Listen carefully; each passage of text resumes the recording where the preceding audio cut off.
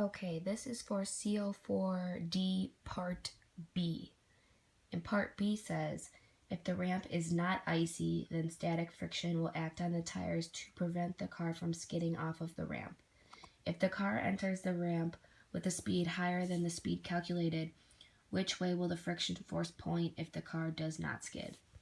So again, I started off drawing my free body diagram right here, which shows your force normal, your force of gravity, and this time I showed the force of static friction from this side.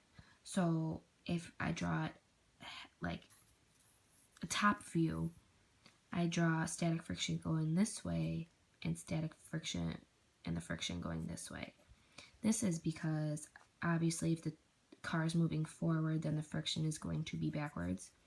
But I have an arrow pointing to the right for friction because if the car was just speeding and going fast, it would go straight off of the road like this.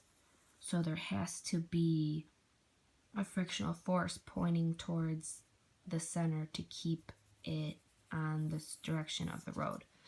So I put the friction to keep the car on the road will have to point inwards towards the center, but there will also be another friction force pointing in the y direction. And then part C says, how does the speed found in part A change if the vehicle is a large truck where the mass is 3 times more than the car?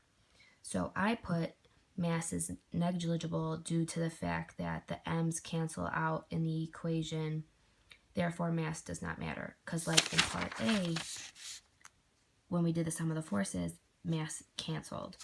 So whether it was a truck or a car, mass does not matter.